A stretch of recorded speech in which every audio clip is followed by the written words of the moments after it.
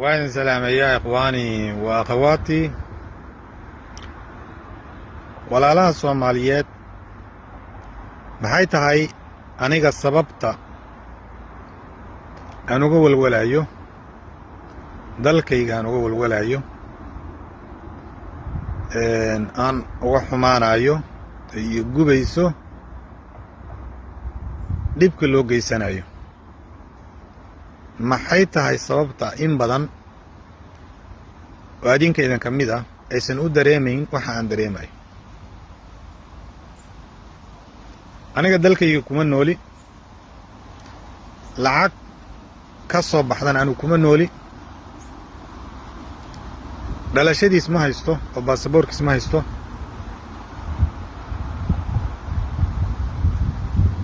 haddii maanta uu duma hawada dhan laga waayo aniga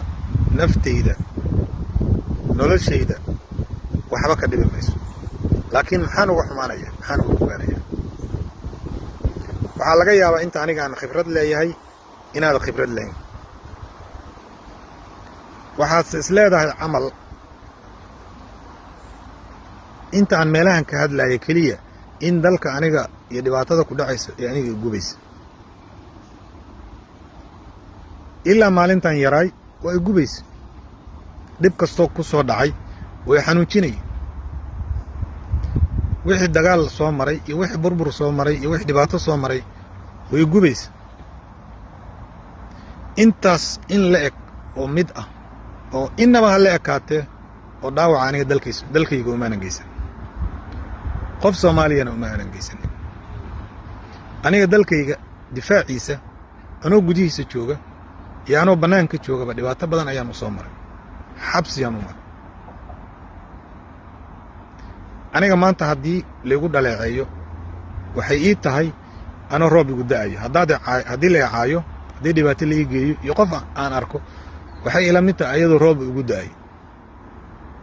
wax xumaana uma arkayo dadku waa kala damiir laakiin aniga wax i gubaya iyo waxaan arkayo waxaa laga yaabaa inaysan dad badan arkayn aniga waxaan ku talinaya waxaa weeyaan dalka inaad difaacataan inaad ka hortagtaan inaad u naxdaan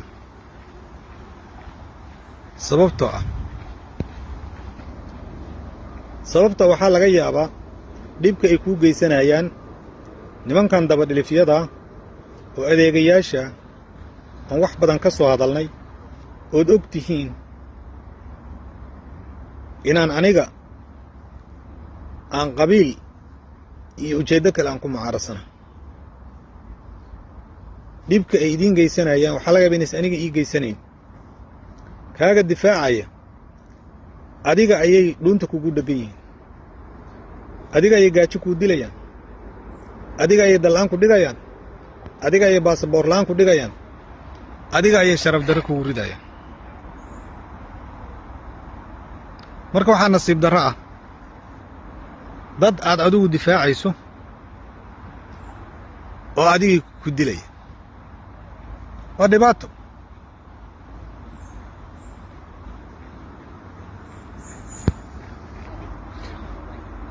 aniga waxaa idhibaya waxaa weeyaan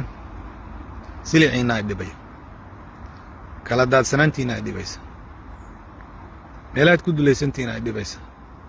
mararka qaarkood waxaa ku qabanaysa inaan ka gambado ama ka gaabsado aan magaceeda la sheegto waxyaalo badan aan u soo arkay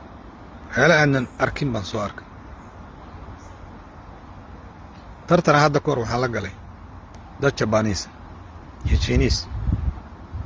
iyo Aasiyaan kale iyo Yurubiyaan kale tartanka waxaa lagu gelaya waa horumarka dalkiisa waxaa la weydiiyey su'aalihii la weydiiyey oo ninka Jabaanka ay weydiiyey waxay ahayd dalkiina mitro malay tareenka dhulka hoostiisa mara wuu leeyahay waan dambaabay laakiin taas waxay iga ahayd dalkayga difaaciisa iyo inaanan isyasin walaalayaalow dhibaata ayaa idinku soo socota dadka idinku wadana waa idiin sheegaya waxba ilmo adeer kugu tiri maayo qaraab ehel macnaa qabiilan isku naxo kugu tiri maayo qofku dilaya adiga ku dhuun jaraya waxba kuma ahan qof ilmahaaga dilaya waxba kuma ahan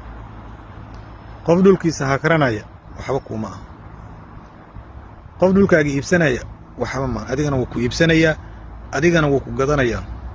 marka dana xibnaha uu gadanaya oo ku jarjaranaya nimankan u bahalo weeyaan waa tuugo weeyaan waa mujrimiin weeyaan waa kuwa alle ka furtay oon diin lahayn weey waa munaafiqiin weeyaan waxabay ha u jixinina dembigoodii way cadaysteen xumaantoodu meel kasta way gaartay yufsiduuna fi lardi fasaadan weeyaan dhulkii ayay fasaadeen wax heshiisa iyo wax ma rabaan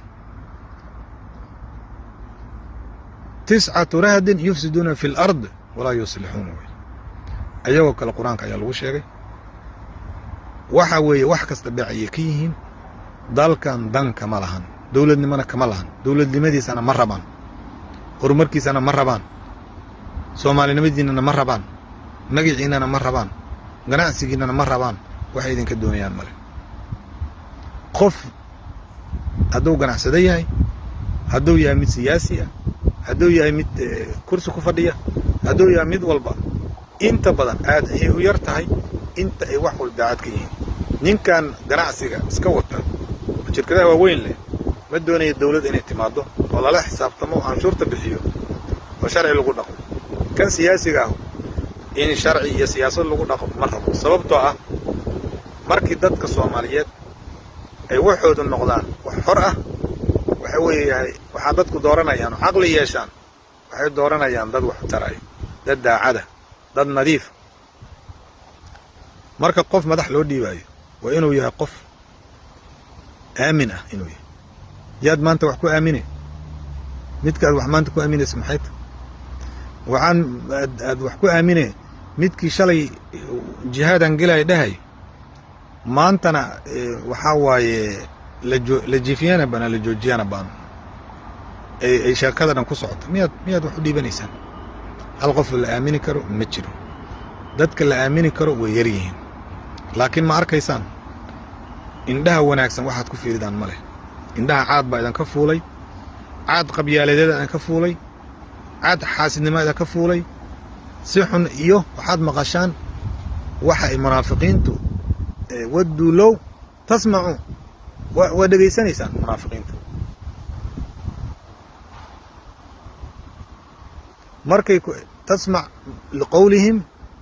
markay hadlayaan waxa la yiri tasma' liqawlihim hadalkooda waa dhageysanaysan dadka munaafiqiinta oo xumaanta maaragtay sheega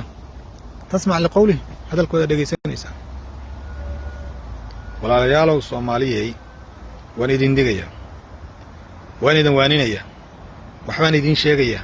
hurdada ka kaca aqligiinu ha furmo indhihiinu ha furmaan wax arka wax fiiriya war u jeeda war iska qabta war nimanka iska qabta war deni iska qabta war Cabdiraxmaan Abshakuur iska qabta war ninka la yiraahdo Axmed Madoobe iska qabta